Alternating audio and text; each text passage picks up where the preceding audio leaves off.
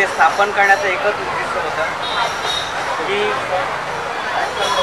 650 kilometre वयस्कर बंधू भगिनींना तिथे जाता येत नाही। स्वामीनी आई तुळजाभवानी याची प्रतिमूर्ती 3.5 शक्तिपीठामधील एक शक्तिपीठ इथं उभं करण्याची संकल्पना मी स्वतः आनंद दत्ताराम मोरे आणि माझे वडील बंधू मित्र सन्माननीय श्री विजयदादा घोडके यांच्या खऱ्या संकल्पनेतून यांच्या पूर्ण मेहनतीतून आई तुळजाभवानीचं सर्व मुंबईतील महाराष्ट्रातील कानाकोपऱ्यातील दर्शन मिळावं, ज्यांना तुळजापूर सोलापूर येथील जाणे शक्य होत नाही अशा भक्तांना इथे ही व्यवस्था आई तुळजाभवानीची करण्यात आली। त्याच्या मागचं एकच उद्दिष्ट की आई तुळजाभवानी नवसाला पावणारी तुळजाभवानी तिचं शक्तिपीठ उभं झालं खऱ्या अर्थाने। सर्व माझे बंधू स्वप्नील शिंदे, निलेश दिघे, निलेश बांगर, अर्जुन देवळे आणि आमचे मार्गदर्शक निळखंड राणे, महेशदादा भोर आणि जयेश सतपाळ या सर्व बंधू भगिनींनी मिळून एकत्र आई तुळजाभवानीची स्थापना केली। आपण 2018ला इथे आलो तेव्हा कसं होतं आणि आता 2024ला कसं वाटतं?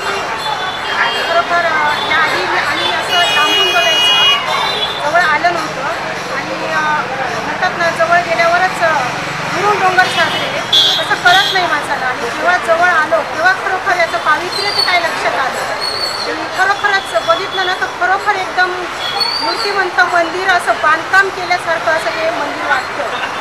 हे तात्पुरता कृत्रिम बनवलेलं असं वाटतच नाही इथे जर बघितलं तर। आणि त्यामुळे एक आणि त्यातल्या त्यात म्हणतात ना शिवशक्तीचा जागर होतो, त्यामुळे जिथे नामाचा जागर होतो तिथं चैतन्य वाढतं, पावित्रता वाढते आणि खरोखरच हे मंडळ पुरेपूर असं एकदम कष्ट करून आणि नामस्मरणाच्या जयघोषातून इथं पावित्र्य निर्माण करण्याचा प्रयत्न करत आहे आणि त्याच्यामुळे हे मंदिर सजवण्याचं जे काम सौजन्य आहे ते विजयदादा घोडके यांचं सौजन्य आहे। त्यांच्या संकल्पनेतून हे मंदिर उभं राहिलं आहे। त्या दादांना धन्यवाद द्यावं एवढं थोडं आहे। आणि खरोखर दादांनी बोलल्याप्रमाणे म्हणतात ना आमच्या गावापासून तर सोलापूर जिल्ह्यात तुळजापूर हे ठिकाण 600 किलोमीटर आहे आणि तिथं जर वयस्कर माणसांना जायचं म्हटलं तर शक्य नाही आहे। माझाच मुलगा म्हणतात ना पोटी कुळी कन्यापुत्र होती जे सात्विक तयाचा हरिक वाटे देवा, त्याने असा विचार केला की आजी आजोबा आम्ही तर 16 आईवडील माझे सासू सासरे त्यांना तुळजापूर, पंढरपूर, गाणगापूर येथे तीर्थस्थळाला नेण्याचं ठरवलं आणि माझी सासू 87 वर्षाची, सासरे माझी 93 वर्षाची, त्यांना घेऊन कोण नातू आम्ही तर नंतर पण नातू आजी आजोबांना घेऊन तुळजापूर ठिकाणी गेला आणि आजीला खाली न्यायचं कसं, वॉकरवर चाललं हे आजी, तिला न्यायचं कसं तर ह्या नातवाने म्हणजे महेश भोर याने पालखीतून आपल्या आजीला खाली नेलं आणि तुळजाभवानीचं दर्शन घडवलं।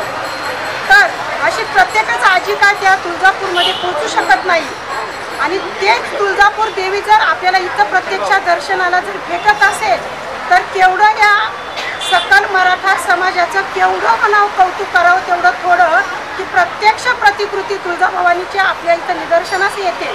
खरोखर असं हे कार्य खूप महान आहे आणि हे कार्य खूप हिमालय पर्वता एवढं मोठं व्हावं अशीच मी तुळजाभवानीच्या चरणी प्रार्थना करते आणि 2 शब्द थांबवते।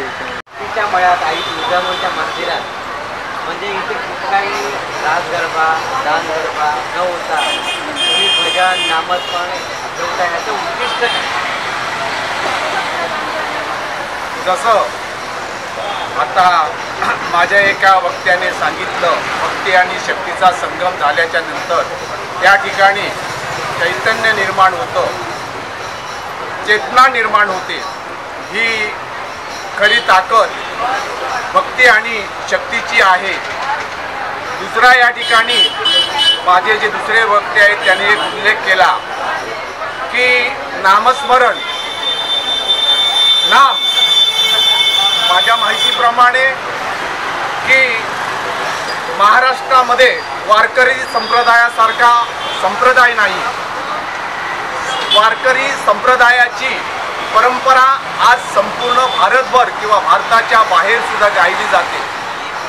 या वारकरी संप्रदायाचं घोषवाक्य असं आहे की नाही, नामस्मरण, नामामध्ये एवढी ताकद आहे की तुम्ही जर अंतःकरणापासून त्या देवाला एकरूप झालात, त्याचं नामस्मरण केलं तर निश्चितच तुमच्यामध्ये एक चैतन्याची शक्ती निर्माण होऊन तुम्ही बोलाल, तुम्ही कराल, तुम्ही मागाल, ते तुम्हाला ते मिळू शकतं. एवढी ताकद, एवढं चैतन्य त्याच्यामध्ये आहे.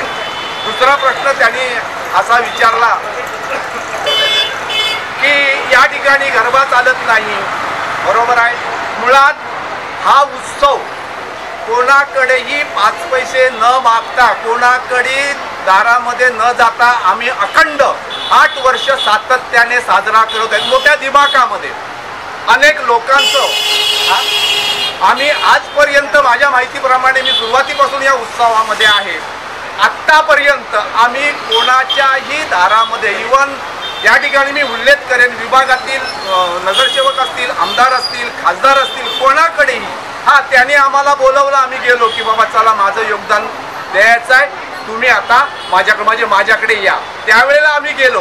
पण नाही तर आम्ही सुरुवातीला हीच संकल्पना ठेवलेली आहे की नाही, कोणाकडे मागायची जरुरी वाटणारा आपल्या बाजू, आणि तेवढी ताकद माझ्या या भवानीने, तुळजाभवानी मातेने आम्हाला दिलेली आहे. त्याच्यामुळे हा उत्सव आम्ही यापुढेही याच्यापेक्षा जास्त जोमाने आणि ताकदीने उभा करू, एवढा माझ्यामध्ये विश्वास आहे. कारण का तर तिचं बळ आहे, तिचं ताकद आहे, आणि त्या ताकदीवरती आम्ही हा उत्सव ह्याच्या पुढेही मोठ्या ताकदीने आणि मोठ्या जिद्दीने अगदी महाराष्ट्रात किंवा महाराष्ट्राचे बाहेर सुद्धा प्रचारामध्ये आणू, एवढं मी या तुळजाभवानीकडे. कसं आहे, तुम्ही ते ही तुळजाभवानी ही जी 3.5 शक्तिपीठं आहेत त्याच्यातलं हे 1 नंबरचं शक्तिपीठ मानलं जातं.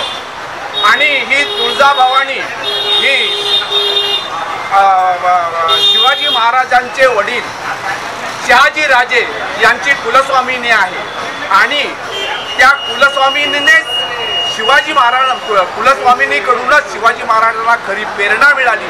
आणि आज आपण या महाराष्ट्रामध्ये, संपूर्ण भारतामध्ये जे हिंदू म्हणून जगतोय, हिंदू म्हणून वावरतोय, हिंदू म्हणून काम करतोय, याचं सर्वस्व सोय, इव्हन आमचे देवदेवता यासुद्धा ह्या आमच्या महाराजांमुळे, छत्रपती शिवाजी महाराजांमुळेच आम्ही त्या ह्या आज सुखरूप आहेत. नाहीतर मुघलांच्या राज्यामध्ये अक्षरशः स्त्रियांवरती सुद्धा मोठ्या प्रमाणात आघात होत होते, त्यांची अब्रू लुटली जात होती. हे आता काय वेगळं सांगायला नको, परंतु खरोखरच त्या भवानीच्या कृपेने जिजामावतीच्या पोटी हे छत्रपती शिवाजी महाराज आमचे जन्माला आले. आणि म्हणून त्यांचा आदर्श ठेवूनच आम्ही पुढे वाचा, म्हणजे आम्हीच नाही तर महाराष्ट्र त्यांचा आदर्श ठेवूनच राजकारण करत आहे, आदर्श ठेवूनच वाटचाल करत आहे, हे कोणीही नाकारू शकत नाही.